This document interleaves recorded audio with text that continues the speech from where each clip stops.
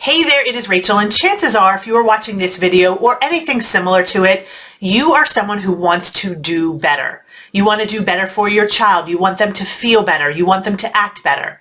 You maybe want to do better for yourself. You want to do fewer things that you regret. You don't want to yell as much. You want to make sure you're giving your kids the right foods. You want to make sure they have the right amount of screen time. You want to do better. And while there's nothing wrong with wanting to do better, there is a side effect. And that side effect is guilt. Because if then we don't do better, we feel guilty. If we don't yell less, if we give our child the wrong food or we have them on screens too much, we feel guilty. Now, I could spend a long time talking about why we feel so guilty when we don't meet our own expectations. But for now, I just want to give you a couple of tips that you can use if you are finding yourself feeling guilty on a regular basis.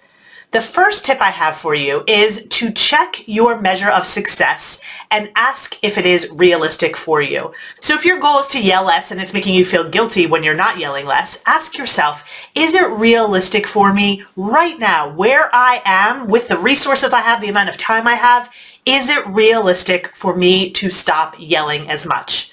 If the answer is no, you likely want to change your expectation, because if you don't change your expectation, you're setting yourself up for failure or regular guilt. We often set our expectations based on what we want to do, not what's realistic. So ask yourself, is this realistic? The thing that I'm trying to do that I'll feel guilty if I don't do, is it realistic? The second question you want to ask yourself, related to the goal you've set, if you've determined that it's realistic, ask yourself, what do I need to be successful? So if you're feeling guilty because you're not cutting down on your yelling, what do you need to be successful? Do you need more time to yourself? Do you need a specific and clear strategy for when things are chaotic around you, how you can remain calm?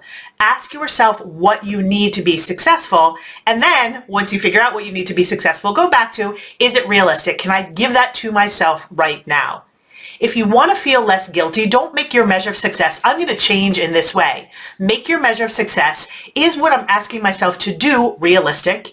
And can I give myself what I need to be successful? When you shift your measure of success, you will decrease the amount of guilt that you have. And honestly, as you're raising children with big emotions, it's really great for them if you have less guilt energy because they sense that energy. You're also giving them a model of what realistic expectations look like, so they're not walking around feeling guilty themselves. If you want more tips about how to help yourself as you're raising kids with big emotions and how to help them as well, I do have a free resource for you. It is a brief video series that will give you more tips on situations that may currently be keeping you stuck. So check that out below the video. Thanks for listening, and I'll see you again soon.